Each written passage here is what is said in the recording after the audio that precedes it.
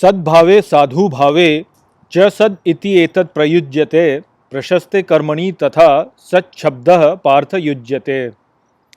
Hello friends, this is the 26th shlok of the 17th chapter of Bhagavad Gita, and today we will understand this shlok in detail. So let's first go over its meaning. So the shlok says Sadbhave sadhu bhave cha, which means in the spirit of harmony and goodness. Sadityetat prayujyate, which means this sad is connected in such a way. Prashaste karmani tatha, which means that it makes the deeds auspicious in this way. Sat shabda partha yujyate, which means sad word is associated. O Parth.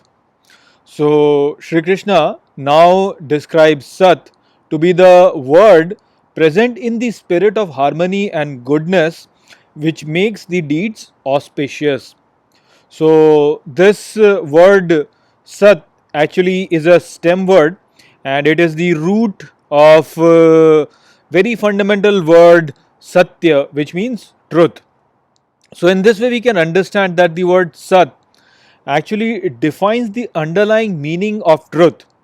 Now if I were to ask you, please define what is truth, then it'll be very difficult for you to really explain its meaning. You will just say truth is something that is true. If I ask you what is true, then it becomes very hard for you to really explain it, because it's a very fundamental word. True means true, basically. That's what you will say. True means true, that which is true. So it's very difficult for one to really come up with an explanation of the meaning of word true.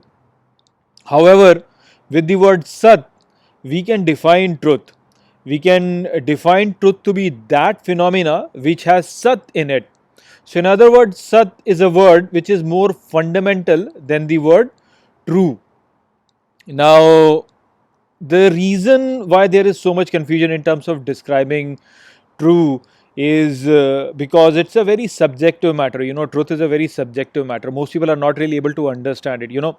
Most people confuse facts with truth, and therefore they are never able to completely understand the true significance of truth, what actually it means.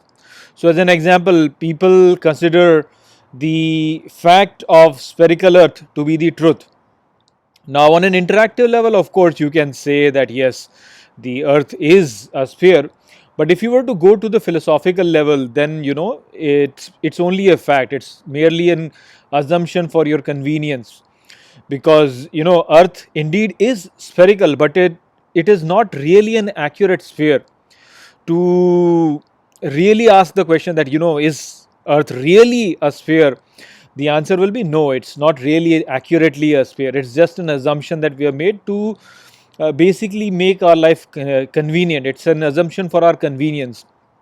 Actually, it is impossible to make anything to be perfectly sphere, because to have that you have to have an infinitesimal accuracy, and it's very difficult. I mean, it's impossible actually to attain the accuracy at an infinitesimal level. So anything is not a perfect sphere. We can call it a sphere for our convenience, that it's a sphere, but actually speaking, if you were to really say if it is true, it's not really true.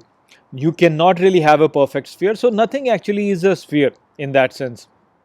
In the same way, actually, all the facts that we encounter in this life of ours are actually assumed to be truths, which are actually just an assumptions for the sake of convenience. They are not really perfect truths. So those who understand the true significance of truth know that in the objective sense there are no truths, there are only facts in this world.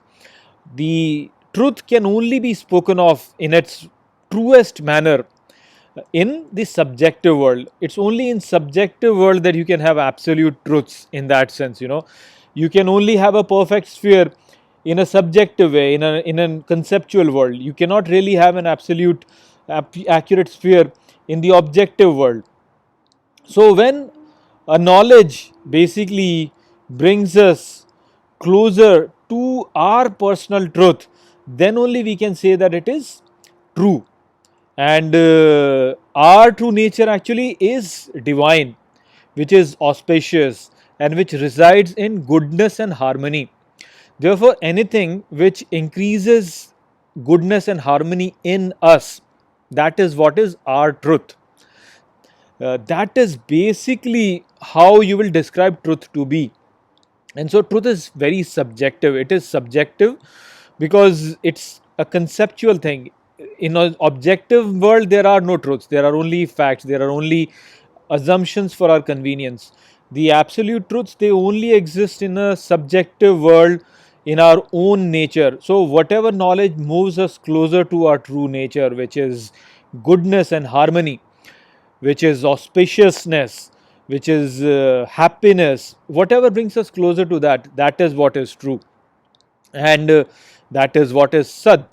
So, when we realize this, then we can see that Sat, which lies in the spirit of goodness and harmony, is what is the truth. It is what leads you to truth. It is in the presence of this Sat that Satya comes forward, and it is in the presence of this Sat that auspiciousness and our true nature comes forward. So that is what was the message of this shlok. I hope that I have explained this shlok well to you. With that, I'll close this video. I'll see you in the next video. Take care.